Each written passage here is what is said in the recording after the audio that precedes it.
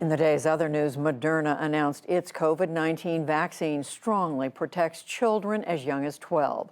The drug maker plans to ask the FDA for emergency authorization. The agency already approved Pfizer's vaccine for teens. And in an important milestone, half of all U.S. adults are now fully vaccinated. Still, the CDC urged caution today during the coming holiday. If you are unvaccinated in the context of Memorial Day weekend, we are really encouraging you to adhere to our guidance for people who are unvaccinated and, of course, to get vaccinated. Also today, White House COVID advisor Andy Slavitt demanded that China and the World Health Organization give definitive answers on the virus origin. There have been renewed reports that it might have been accidentally released by someone working at a Chinese lab.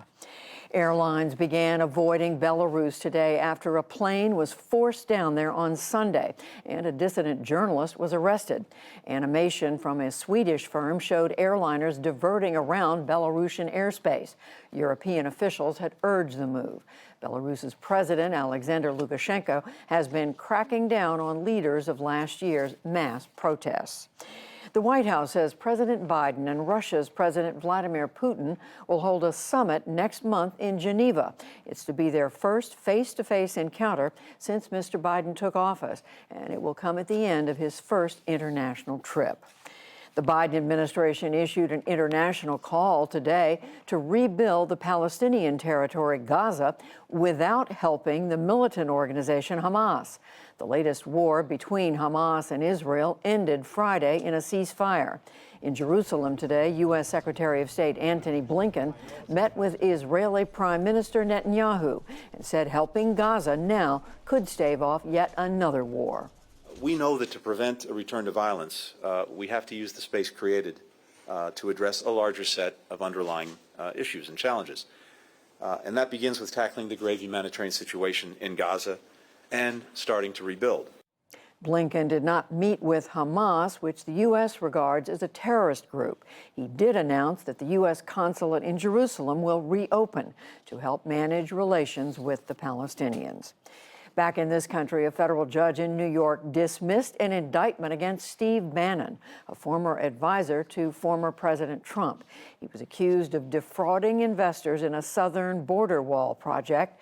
The judge cited President Trump's pardon of Bannon back in January, just before leaving office.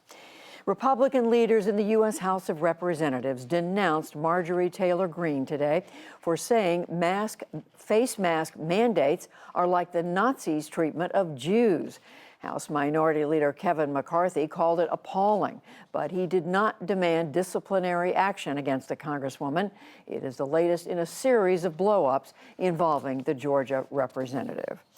A congressional hearing today put a spotlight on the growing drought emergency in the western U.S.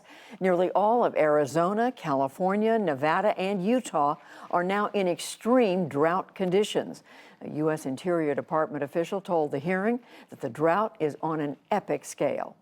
In California, we're approaching the driest year since we started recording in 1896. Water years 2020 and 2021 are the second driest two-year period on record.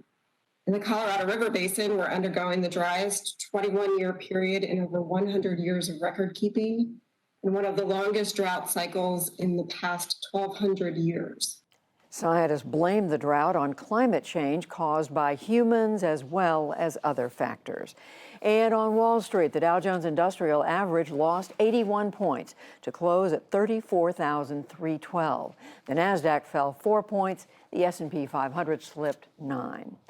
Still to come on the NewsHour, why the Justice Department does not want to release a secret memo on charging former President Trump. Taiwan's foreign minister discusses the ever larger shadow China casts over the region. And COVID-19 exacerbates the many societal inequities across Brazil. This is the PBS NewsHour from WETA Studios in Washington and in the West from the Walter Cronkite School of Journalism at Arizona State University.